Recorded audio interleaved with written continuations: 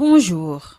Faisons le marché en compagnie de Mohamed Cissé, le vice-président de l'Escocen. Il rassure quant à la disponibilité des produits de grande consommation, mais pour ce qui est du sucre, invite à la vigilance. Le marché est actuellement bien approvisionné à la veille des fêtes Ramadan et Carême qui pointent à l'horizon. J'en veux pour preuve la situation des stocks 21 février, c'est-à-dire il y a juste moins d'une semaine. Les produits importés, que sont le riz, 100% d'usine ordinaire, parfumé, local et présent en grande quantité. L'huile, le sucre en morceaux, nous en avons suffisamment. Quant au lait, nous en avons abondamment. Cependant, un point de vigilance quand même sur le sucre cristallisé. En ce moment, le sucre nous vient de la compagnie sucrière sénégalaise, bien qu'il y a un point avancé au niveau de Dakar, mais les commerçants s'approvisionnent plus au niveau de Richard Toll et d'une manière un peu aléatoire parce qu'ils attendent toujours un retour de camions venant de Matam ou de Ourossogui pour passer par Richard Toll parce qu'ils se disent que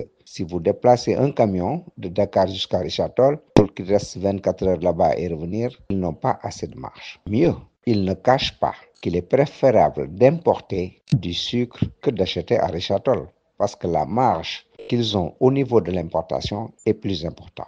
D'où la difficulté de l'approvisionnement et nous demandons pour plus de sécurité à ce qu'on évalue journalièrement l'approvisionnement au niveau de Richard Toll. Et en cas de besoin, qu'on ouvre les frontières pour que au moins les prix homologués soient respectés. Sans cela, il y aura une tension sur l'offre et nous allons vers une période de forte consommation.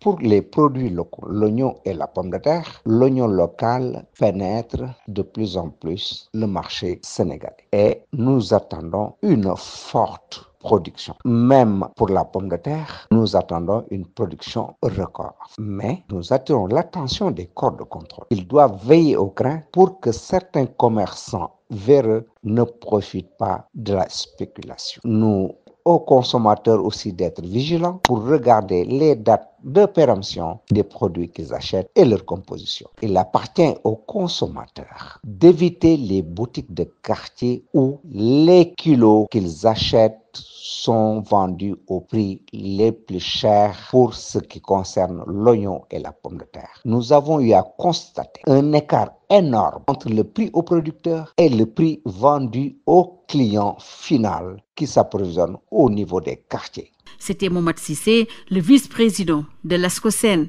Le journal de l'économie, c'est fini. Merci de l'avoir suivi.